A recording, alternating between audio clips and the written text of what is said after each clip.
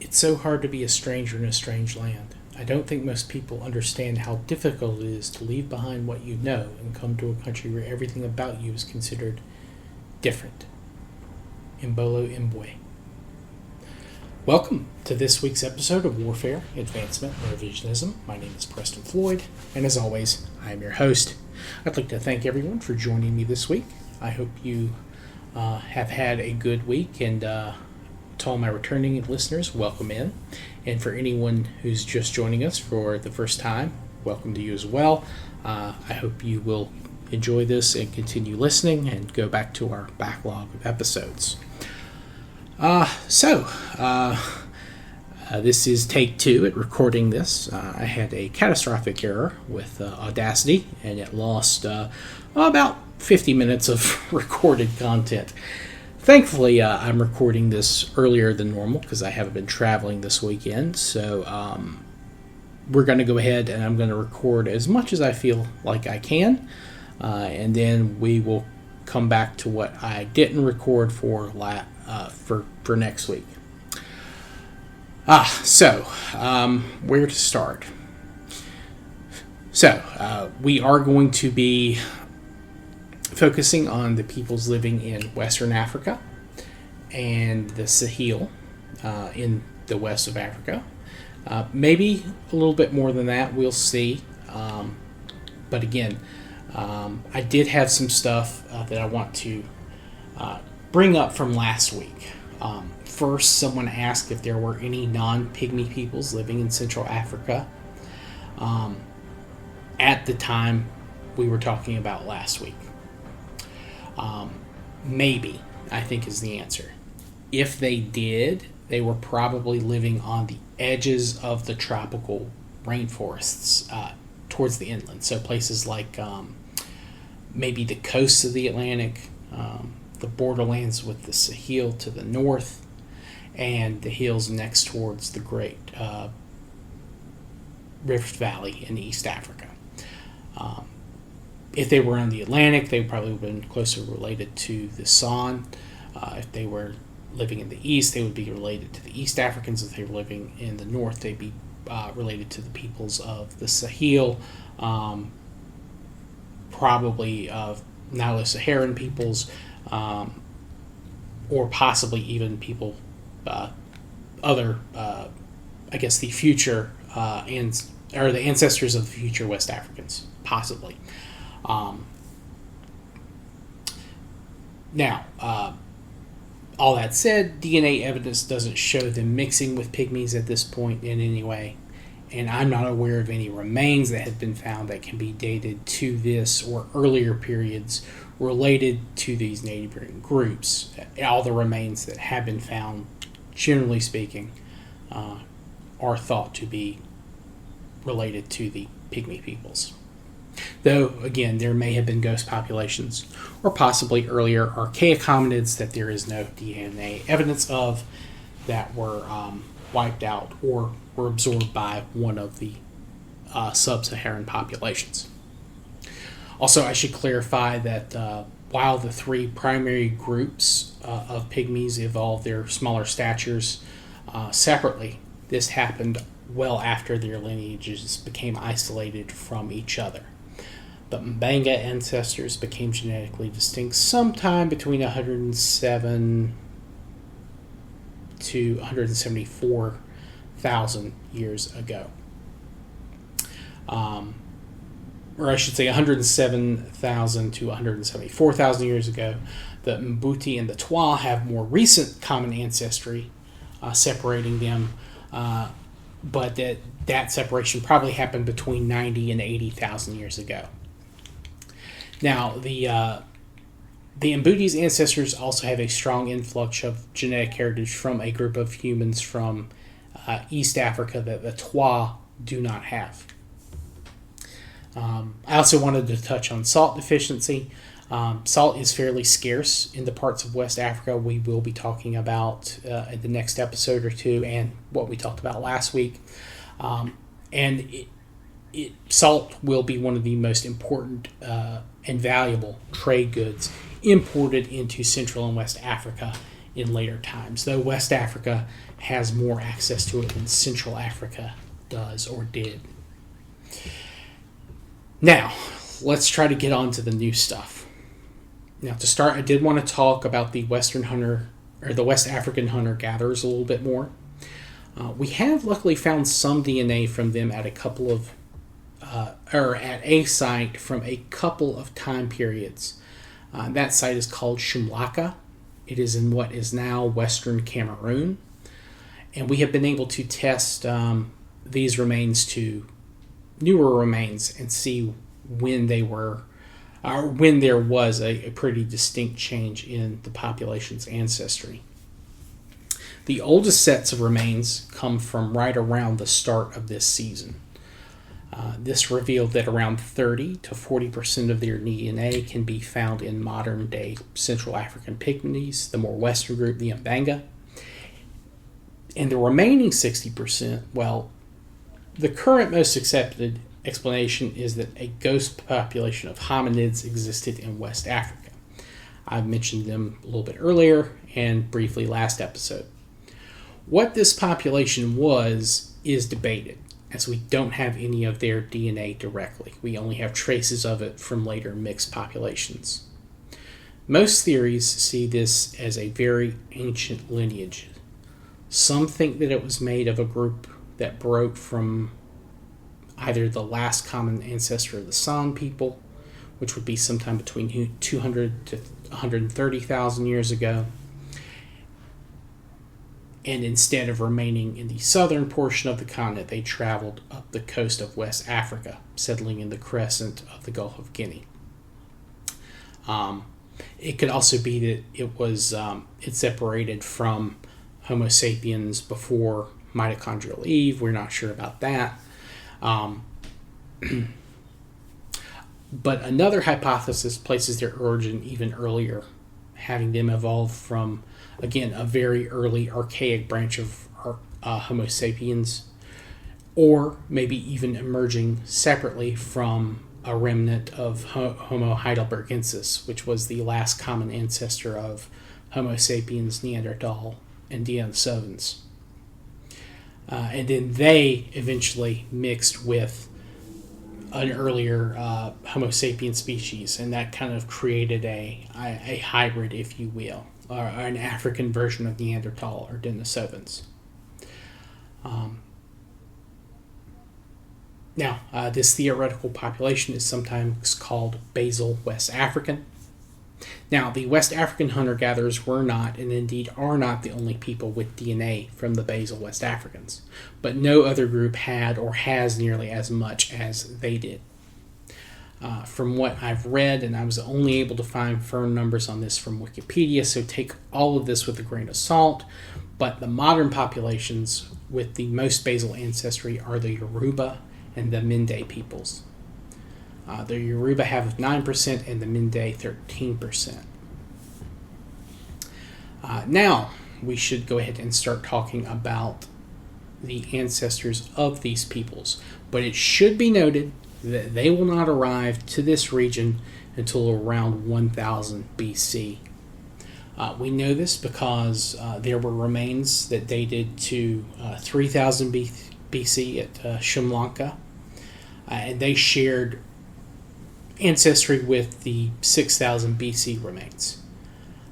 So you could tell that they had the 6000 and the 3000 year old sets, or 6000 BC and 3000 BC sets had common ancestry.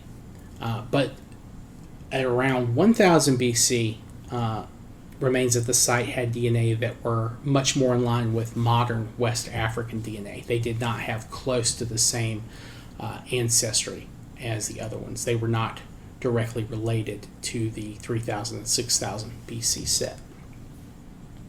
Also, there was a change in the tools found there and the other, artifacts. Now, Shum Laka is probably closer to the southern and eastern end of the West African hunter-gatherers range. To their north and west were a number of different Homo sapien groups that had been living, or that were living a little bit further north, also in the Sahel, probably outside of the Sahel range for the Western African hunter-gatherers, but also in the Sahara. Now, to talk about these people, because we don't necessarily have a lot of DNA evidence, and again, archaeological information is a little scarce for this time period for the region, we have to make do with what we have. And one of those things that we have is linguistics. Now, I've talked about, some of the issues with using linguistics as kind of a example of ethnicity and descent in the past. Obviously, a language is not ethnicity, it's not a race. You can speak a language and not have any relation to the people who developed it and have been using it and passing it on to their children, and so on and so forth. You can learn, obviously, Chinese and not have any Chinese ancestry. You can learn Spanish and not have any Spanish ancestry. All of it is, just take this with a little bit of a grain of salt when talking about this sort of thing. But by and large, generally speaking, at least in the past, if you spoke a language, you had some type of relation to someone who spoke it also. Now, whether or not it's because you're a descendant of those people, or if you maybe had neighbors who spoke the language, or maybe a wife or a husband who spoke the language, that's all possible.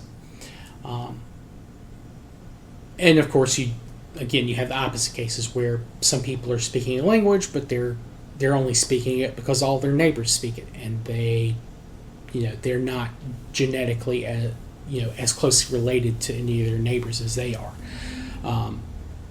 So that's one of those things you have to be on the lookout for. And when we have those instances where people speaking a language aren't necessarily related to their neighbors also speaking their language, I will try to point that out. But it's what we have, it's what we can work with, so we have to kind of make do. To that end, we will be focusing on the Niger-Congo languages. And this is somewhat of a controversial family these days. It is debated, again, if it is a true family. Some people think it's more of a neighbor situation where these peoples have been living together so long that they just kind of rubbed off on each other and they're not descended from the same mother tongue. I'm not going to get into that anymore. I think I covered that a little bit last time. But for now, we're just going to kind of talk about them as they are. And to that end, there are three, branches or major branches that we should probably be focusing on. One of those is Mande, the other is the Atlantic Congo, and the Volta Congo. We're going to start with the Mande. It is the one that is most, pushed back on, if it is a Niger-Congo language. It's also one that someone has actually, very definitively laid claim to when it emerged as its own tongue, and where this language emerged. A Russian African specialist, Valentin Vidrin, he had a very exhaustive study of all the Mande languages, and he concluded that the Mande language emerged somewhere north of where it is now. Today, Mande speakers occupy parts of the Atlantic coasts, the eastern half of the Senegal River, kind of the part of the Niger River where the river kind of turns and heads southwest to the coast. But he believed that these peoples emerged in what is now modern day Mauritania and the Western Sahara territory. So they would have been north of the Niger and the Senegal River.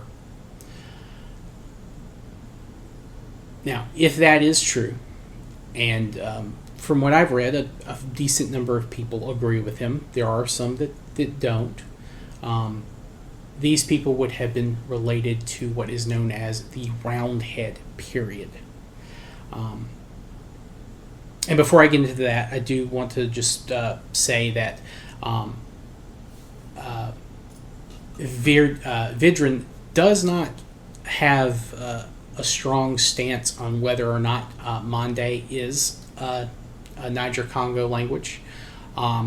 He's very neutral on it. He doesn't think that the fact that Mande doesn't share noun cases with the other languages is disqualifying.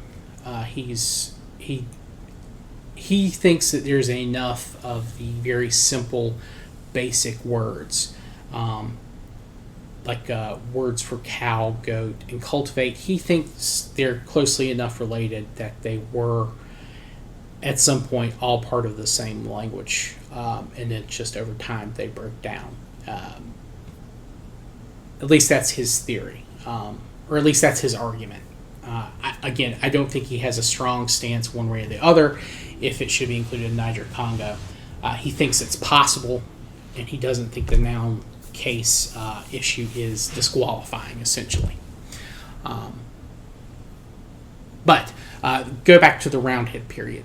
Now, this refers to a bunch of rock art found in the Sahara, Central Sahara area. It's called the Roundhead period because all of the humans in the rock art are portrayed as having, believe it or not, round heads. Now, there are other depictions as well, but that's kind of the genesis of the name, if you will. Now, this period lasted from around, I believe it was, sorry, I'm double checking my notes here. I'm trying to remember, make sure I get everything in. So from around 7500 BC, I think is when it starts, until about 1000 BC is when it ends. Now, it should be noted that this is a very long period of time, but the later pieces of art are much less numerous than the kind of the earlier to middle period. And part of that is desertification. The Sahara is green at the start of this season. However, that is changing fairly rapidly. By about 3,500, so about 500 years after the end of this season, the Sahara is firmly on its way to becoming a desert. Rainfall is just dropping drastically in terms of volume. It's not happening nearly as much. The buffalo that lives in the region, the Bubalus antiquus, goes extinct right around 3000 BC. So these people in the region, prolific hunters, in addition to being gatherers as always, their rock art depicts them hunting the buffaloes, the Berberi sheep, antelope in the region. It's very important in the art. It's central in almost all of their pieces, having to do with the process of like working for survival. So, of course, with the buffalo going extinct, that cuts off a major source of food, leather, hide, all of which you would need to make not just clothes, but a number of tools. So that is a perfect reason to leave, and it does line up with Vidrin's claim of when the Mande language emerged, which is right around 4,500 BC, give or take 100 years one way or the other. Obviously, the Sahara still has about 1,000 to 1,500 years left of still being fairly green, but it is getting worse every year, and it can't have been easy. So, it would make sense that this would cause a number of peoples to leave, to make things a little bit easier on themselves. Now, some of the other things the rock art depicts is obviously humans with round heads, but it also shows humans wearing masks. Maybe tattoos, maybe body modification, scarification, both of which have places in other West African societies at a much later date. These appear to be very old and very ancient traditions that people have been continuing even after they left the Sahara region to greener pastures further south.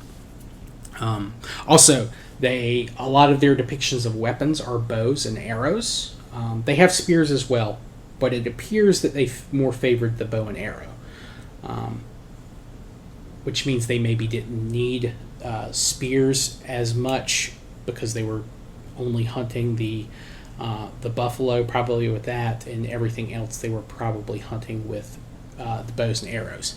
Give them a little bit more range. I imagine up in the mountains they could probably get up top and high and aim down a little bit easier with bows and arrows with more accuracy than probably just a throwing spear or a stabbing spear. Trying to think, was there anything else that I wanted to hit on for this point? Also, there are figures that almost appear to be they're not humanoid the way that humans are. They appear to be almost like ghosts, like the outlines of like ghosts that you would see children draw. It's heavily believed that these are some types of spirits.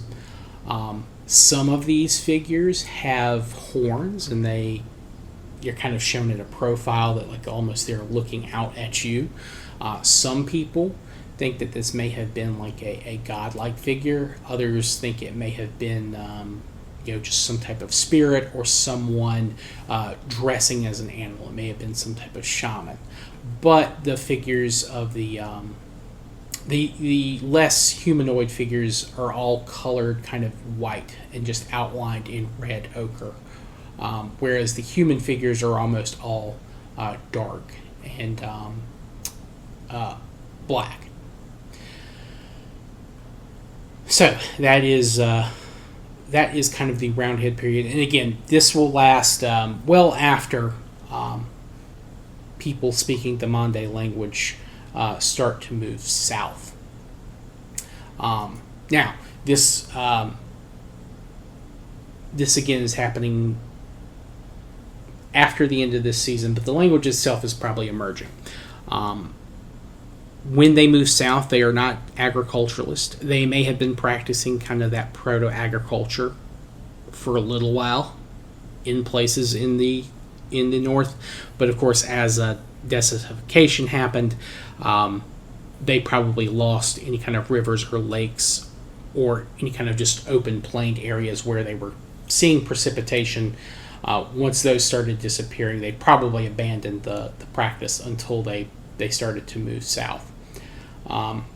They may have also been trying to herd the wild Barbary sheep and antelopes. It's possible they may have even succeeded before they got to the southern regions, but we don't know. If they did, it was probably a very small number. Now, in terms of etymology, I could not determine what the origin for the word Mande was in English. It's probably related to a couple of the sub-languages in the Mande family, maybe Mende or Malinke or Mandinka. Spanish, Portuguese, they may have kind of just heard these words for these languages being spoken and just referred to all these people as Mande. They may have just kind of shortened any one of those three, and then that kind of became the default for the language. So if you look at a map and see where Mande speakers are today, they have a few kind of exclaves, I guess, towards the Atlantic coast. And then, of course, they have this kind of almost like a fan reaching down, separating the Atlantic families, or the Atlantic Congo languages from the Volta Niger family, which are both firmly established as part of the Atlantic Congo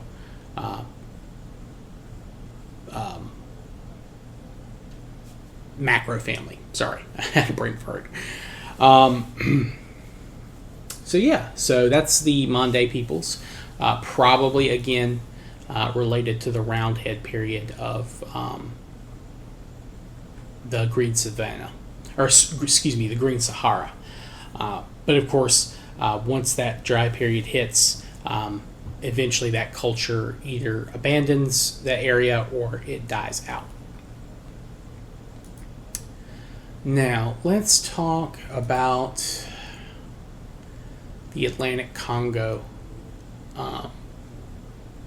languages. Or I should say just the Atlantic, or the West Atlantic, or North Atlantic. Different names have different groups for them. But this is the most western of the Niger-Congo family. And it is kind of separated from the other Niger-Congo languages by the Mande, if the Mande are not Niger-Congo, which again, that is debated. Though there are groups of West Atlantic languages in Mande territory, like right in the center of it, but they're not the majority, so sometimes you won't see them depending on how the map displays their data. And even there are other groups that are pastoralists, so they have spread clear across into, as far east as like South Sudan, and I think in some cases over to the Red Sea. Though again, the numbers of Atlantic-speaking peoples doing that is much lower than, of course, people living along the Atlantic. Now, like we were talking about earlier, the spread of the Niger-Congo languages probably had a lot to do with the spread of agriculture. These people were probably a little further north as well, much like the Mande, maybe along the coasts. And then as the desertification of the Savannah happened, they began moving more and more south, and probably more inland too, along the Senegal River, and began to spread agriculture that they were learning along with themselves, and of course pastoralism too. Now, when this is happening is a little bit shakier. There's been no one to really make a broad claim like with the Mande languages, but it's reasonable to assume if Mande is its own language by around 4,500, it's probably at the very least the Niger-Congo has its own kind of distinct language family at around the same period, if not a little bit earlier. The question is, when do these branches, like the Atlantic Congo and the become kind of its own distinct language, and when does that break up into the various subfamilies? That we're a little less sure on. But yeah. I don't really have kind of a culture to go over specifically with the Atlantic-Congo right now. I guess we'll talk more about these people a little bit next week, and that'll be kind of the cap on West Africa, I think, for this season. I think that'll finish us up pretty well, and then we can start talking about some. We'll go back to East Africa then. So yeah, I think this is right around 30 minutes. So yeah, I cut some stuff out, but that'll be good for next week, and then I cut out some rambling. I'm sure you guys are happy about that. Talking about things that aren't quite as important. I'm sure I probably forgot something very important that I'll have to cover next week, but that's next week's Preston's problem. Thank you all for joining me. Apologies again for if this episode seemed a little short or a little bit lackluster. It's because I was literally recording for an hour and lost all of my progress, so not very happy. Thankfully, since that happened, Audacity has worked perfectly. Since then. I don't know why it chooses to do that sometimes, and sometimes it'll be a pain in my side. But anyway, if you guys have any questions or feedback, please feel free to message me, waradrevpod@gmail.com. You can direct message me on Twitter. You can comment on any of the uploads of the episodes I make to YouTube. I stream on YouTube during the week, occasionally on the weekends as well. If you see I'm live, feel free to come in, ask a question, or just, again, comment on it, and I'll respond as I see them during the week. And I've been really happy with the reception of the last couple of episodes. I know with my car troubles a little bit earlier, a couple of weeks ago, I was a little nervous that the drop-off would be bad, but it hasn't dropped off at all. We've maintained a very good number of downloads, so I'm very happy with that. I'm very pleased. So 2024 is off to a really hot start, and I hope to continue to do that. So thank you all for joining me. I hope you have a good rest of your day and a good rest of your week whenever you listen to this. Thank you all. I will see y'all next time. Peace.